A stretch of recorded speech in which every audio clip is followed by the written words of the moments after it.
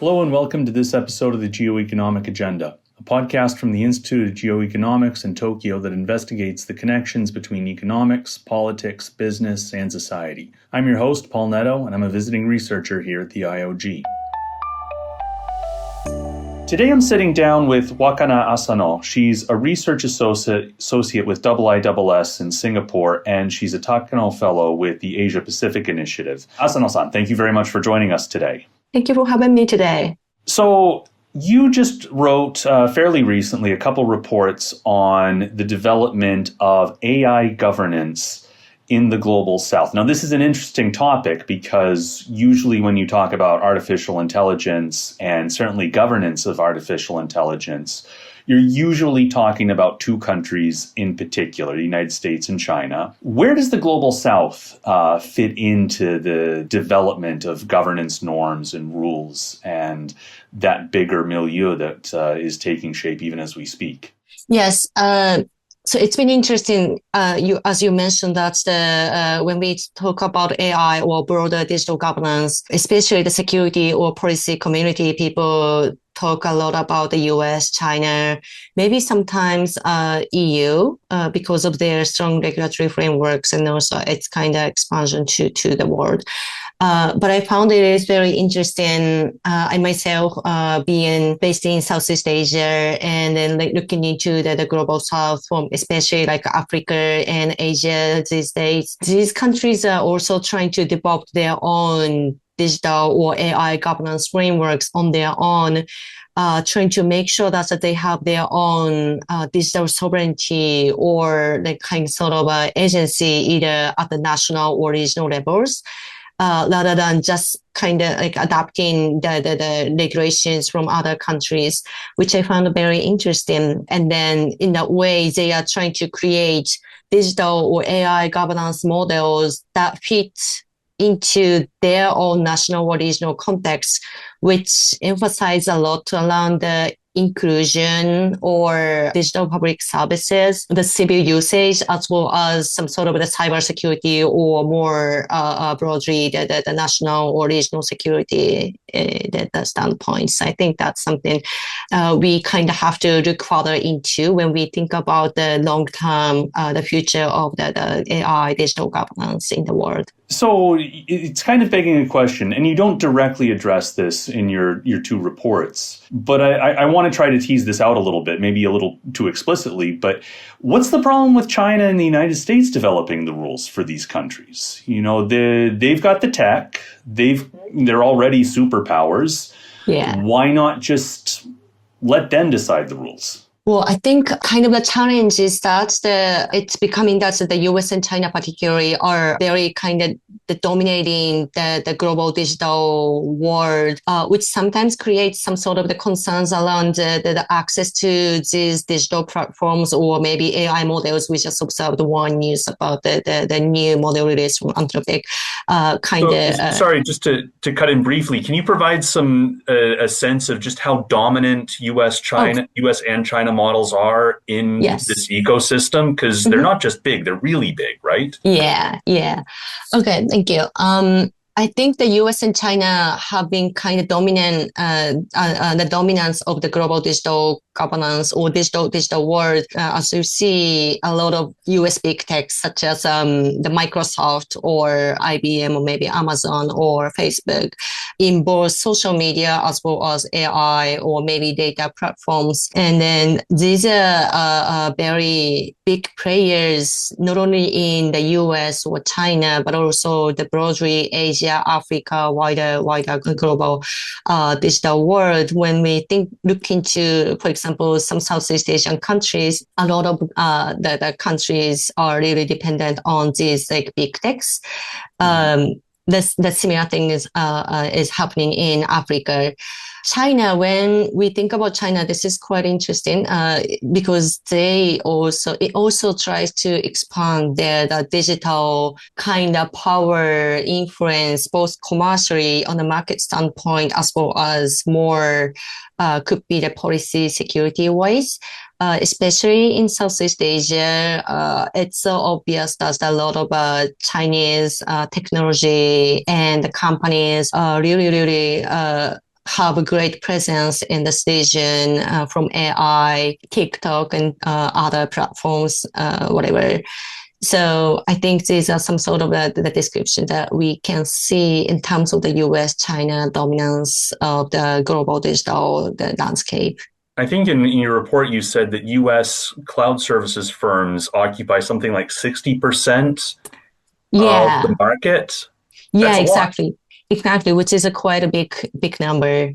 Okay, so then turning back to the perspective of these global south countries that you're looking at, what is their issue with not letting China and the United States develop the rules if they're the ones with the technologies? Is this a question of, sort of a normative concern about US China-led governance? Is it sort of like economic nationalism where they want to create their own national champions? What's the issue? Why are these countries trying to take the initiative in this space? You mean the US and China?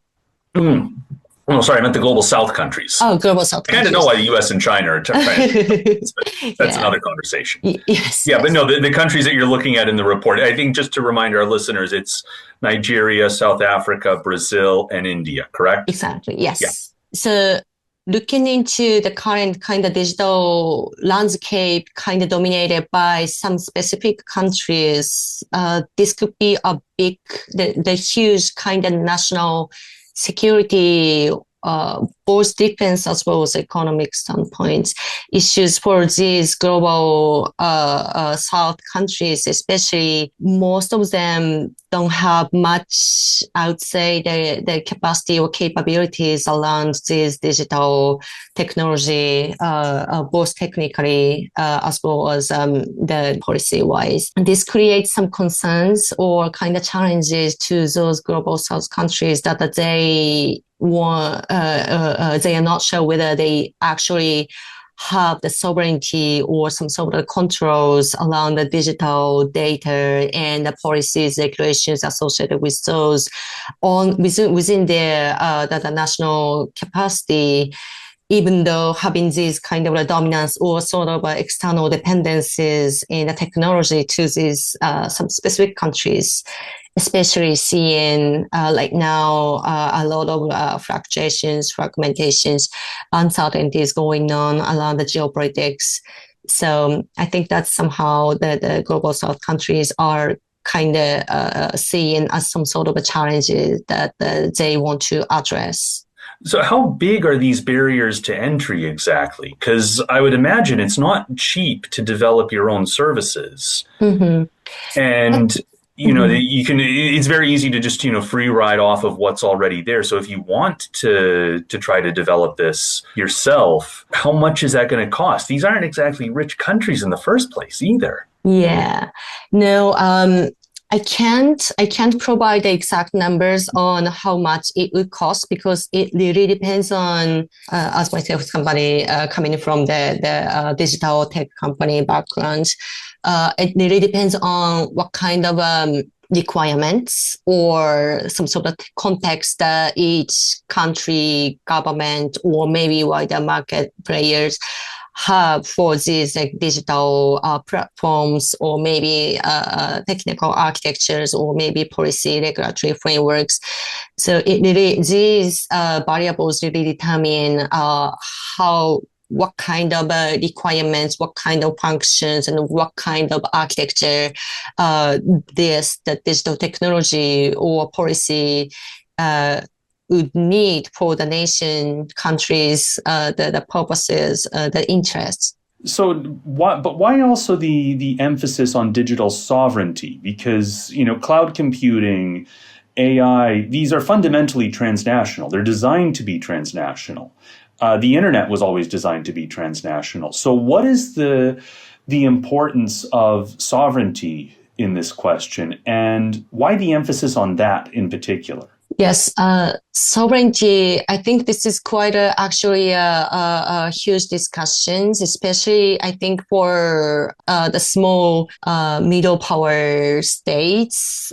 or maybe low income, middle income countries, which typically kind of have more vulnerabilities or external dependencies, which creates a huge economic and national security kind of the risks to each nation. Most of the global south countries are like that. And sovereignty, because technologically speaking, the US and China are obviously like more progressive than most of the countries, even including some of the industrialized countries such as Japan. And there is like really, and also we cannot really like estimate how much the cost would be. And then even it's really not likely that these kind of smaller economy countries are able to afford the cost, which could be very massive. In that sense, there's some sort of a weakness or risks for these countries that they really have to depend technologically on these big powers, but they actually can't figure out the alternate at this point, at least in the short term. So that's why they really worry about that, the sovereignty, if they really hold how they can ensure, if not a short term, maybe in the mid and long term, how they can ensure maybe alternatives so they can at least have some like options or controls over these agendas. How much of this is a practical concern, though? Because what you described makes it sound like a very practical, pragmatic, immediate response. But how much of this also reflects, I don't know, more deep-seated concerns that may translate into, I don't know, say, a more global sovereignty-based international governance regime? Is that something that they're aiming for, or is this just something that is a practical reaction, and when they catch up to a degree, they flip it off and now they're back into global governance? Just to clarify that, is that like the global south countries trying to kind of make sure they're on national sovereignty at this point, but maybe once they kind of achieve to some certain levels, maybe they won't like think about the global governance. Is that? Yeah, kind of. Yeah. That's kind of a very interesting question. To be honest, I'm not sure. At this point, to me, it seems like a lot of global south countries, including these four countries, are more that I wrote in my the analysis article, seems to first want to make sure that their own national interest and priority, which directly associated to their own national level digital governance. But at the same time, because these countries tend to be more vulnerable to dependencies, external shocks, they have, I would say, less options and powers in general, especially compared to the superpowers like US and China. So there's some sort of the motivation for them to kind of unite the emphasize the sovereignty. The solidarity among these the states who are in the similar positions, who share the similar perspective and concerns. That is why, in my view, why countries, some like regional intergovernmental institutions such as African Union or maybe ASEAN in Southeast Asia kind of work. These member states kind of want to be together and make sure that they work towards the regional and national level interests, making sure the digital sovereignty, and then maybe moving forward to the global stage. So that's, I think, the current situation, at least for the next maybe decade or so. But after that, at this point, currently, these countries for sure kind of advocating that they want to, because especially seeing the situation of India, that they really emphasize the inclusion, equality, these kind of concepts, which naturally I think goes to that's the wider global governance. Not only these the national or regional governance are important, but also they want to kind of ensure that the inclusion for these the wider international society as well. So that's the situation right now, which I would say will be very difficult in terms of the implementation, given that even right now, the national and regional levels, either national governments or regional intergovernmental bodies, are kind of struggling the actual more technical aspects of the implementation of these digital governance, looking at some examples of the data, cross-border data transaction, or even AI. Each country, each region has very different context, background, and the priorities. So if we expand to the global international levels, even a few decades later, it will be, I think, a big challenge that each country needs to work together. So in that case, does rule shaping just default to the countries with the biggest market share and the most of the technology? Because it kind of sounds like the direction all this is headed, no? I am not very sure that each country has that kind of sense. But to be honest, looking at the situation more subjectively, I think that might be kind of likely that the country first wants to make sure their own kind of philosophy or stance toward AI, digital data, and then they want to at the same time gradually connect to the regional levels, and then wider global. In that sense, I think your kind of thought might be kind of right. So it's not just the question of technical practicality and market size. The contest between the United States and China over AI and all these other frontier technologies is, harken back to sort of a Cold War level kind of competition. So if you are one of these countries, you're not just competing against technology, you're also competing against competition, if that makes any sense. You know what I mean? The two dominant countries in this space see that their dominance of these fields is absolutely essential. So it's not just technology and economics, it's also trying to squeeze your way in geopolitically. How do they size up on that? You mean the US, China, how they are kind of dominating the geopolitically in the digital technology fields? Is that your question? Yeah, and not just the economic dominance or the market dominance, but the fact that they treat these technologies as almost existential components in a contest for geopolitical dominance, which doesn't just make these, narrow technical or legal issues, it makes them, large-scale capital C competition issues. So given the stakes around all of that, at least as far as the United States and China are concerned, if you are one of these smaller countries, relatively smaller countries, they're actually quite large in most cases, but relatively smaller countries, how are you able to squeeze in terms of rule shaping when the big powers, the dominators, see the competition as existential almost? I think it depends on your position as well as sort of the power as a nation. Let's see some example. Let's say the G7 countries. EU has been kind of very vocal and kind of strong in terms of the creating a regulation and squeezing in. These policy making landscape. I think another interesting example actually is Japan.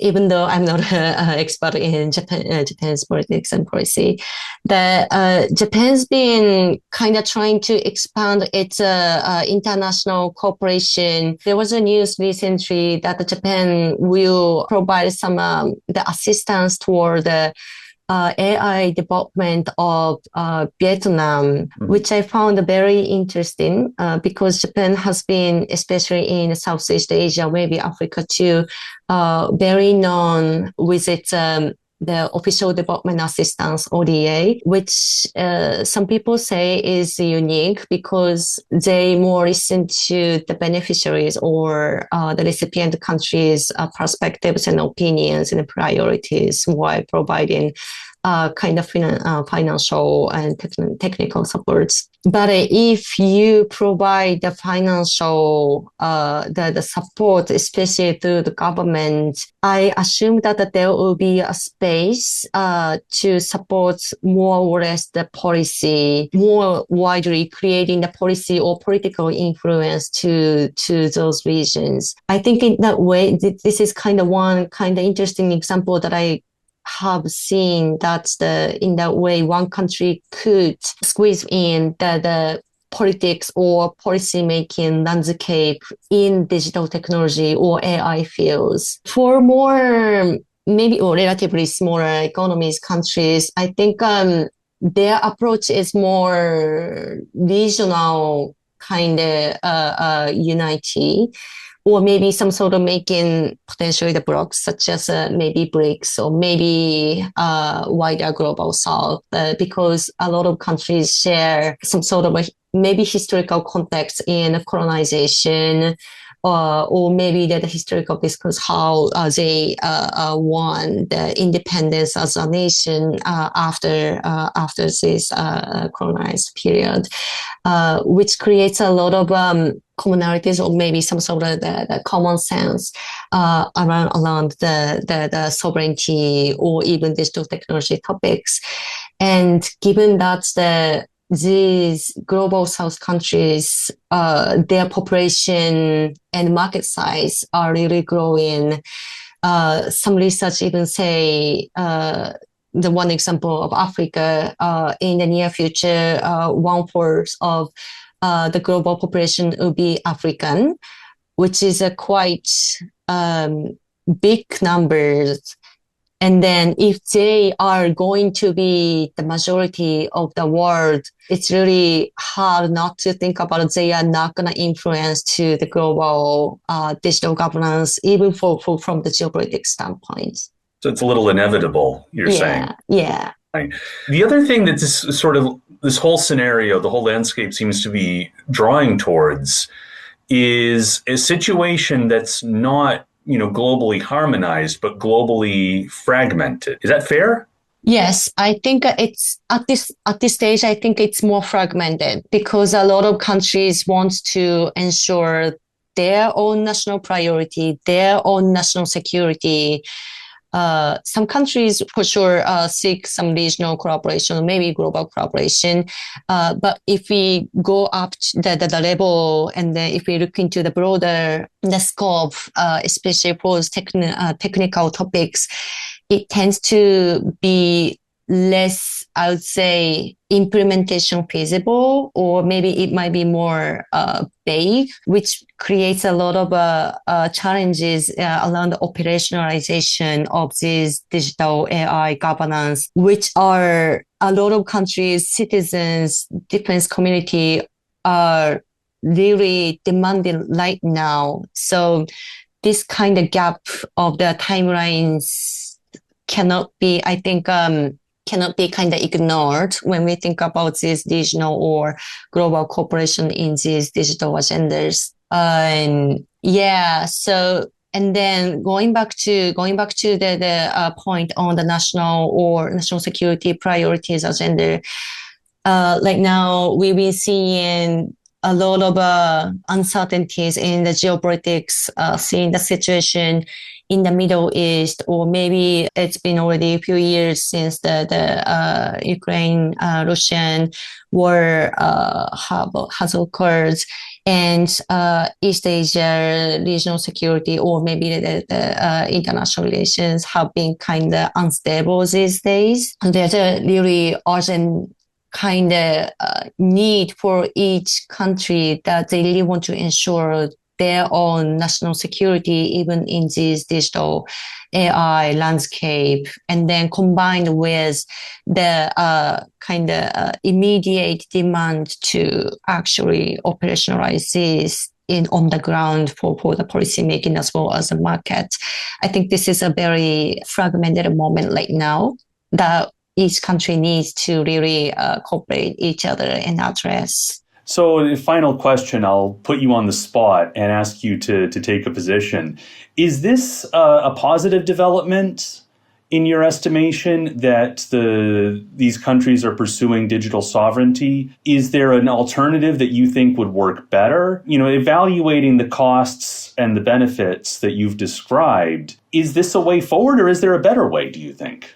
Yeah, that's another interesting question. I think in a long-term perspective, it's I would say kind of positive progress. However, we really need to make sure that this eventually will be one kind of unified global digital governance that each country ideally would benefit from that. I know this is a very it's a very kind of optimistic view. But in the short term, for sure, each country, again, wants to ensure their national priority and security, especially amid the geopolitical tensions and uncertainties. Each country has their own kind of light as well as the priority. Like some countries are still prioritizing getting the financing for developing their own digital public infrastructure. Some countries already have developed their the regulatory frameworks that are already ready to kind of expand to other regions or the wider globe. Some countries more the market-led digital governance model, so that the digital technology and innovation are mostly driven by the private sectors. And then the government kind of want to balance out here the actual players, the private sector's opinion. So each country has very different contexts and priorities. And then based on that, I think it is good to develop their own digital AI governance that fits to their own priorities and context.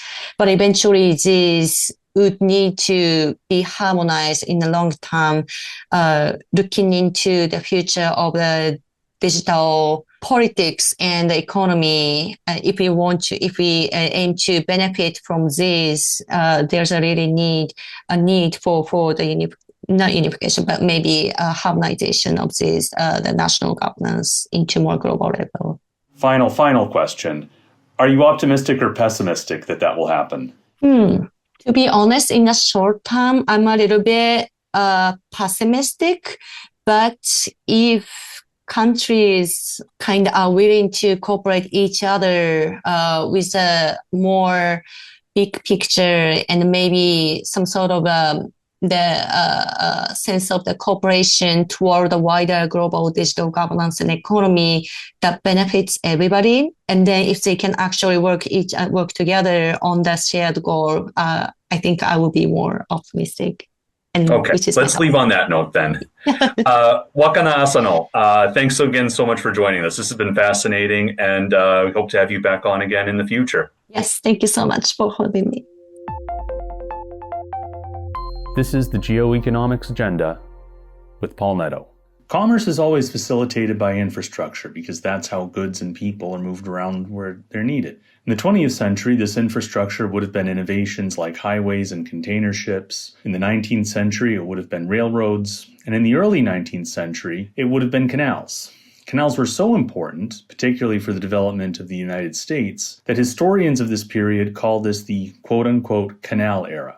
The early American Republic was especially interested in canals since the new country had a large and expanding interior and needed secure connections to eastern ports, given that the British controlled the outflow of the Great Lakes through the St. Lawrence River, while the Mississippi River flowed through New Orleans, which was in Spanish or French control. There was also the fact that the principal export of the American interior was grain, a commodity that's shipped in huge volumes and sold at low price, making it economically inefficient to transport over roads.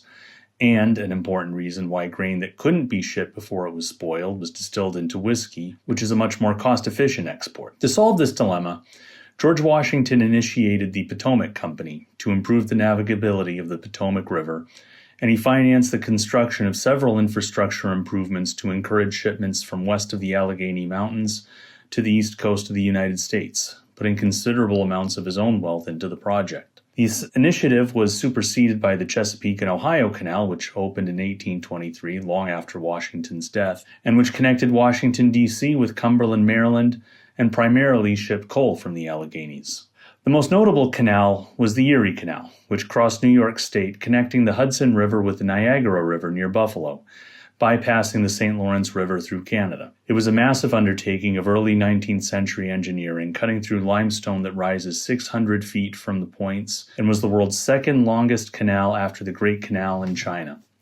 The project cost just over $200 million in today's dollars, but was completed in 1825, just 8 years after construction began. But the canal era lost its aura with the development of railroads. Since train tracks were more affordable to construct, they could cover more ground geographically, and they didn't need the regular maintenance of canals, while America's acquisition of New Orleans and eventually the construction of the St. Lawrence Seaway enabled more cost-effective river transport from the North American interior to global markets. Canals continued to serve a more limited transportation purpose, but were finally obsolete with the creation of the interstate highway system in the middle of the 20th century. What's left of the canals remains as parkland or recreational space for biking or jogging, and can be seen around Washington, D.C. and elsewhere. But their fate is a good reminder of the transience of economic life, where every infrastructure fad will eventually be replaced by something different. That's all for this episode, but stay tuned for more on the way. Until then, we want to talk about what you want to hear about, as well as take your questions for our show, so send us an email at geoeconomicagenda@ihj.global. Be sure to like, rate, subscribe wherever you get your podcasts, tell your friends, and most of all, keep listening. Thanks for joining us. Thanks to the team at IOG for making this happen, and we'll talk to you next time.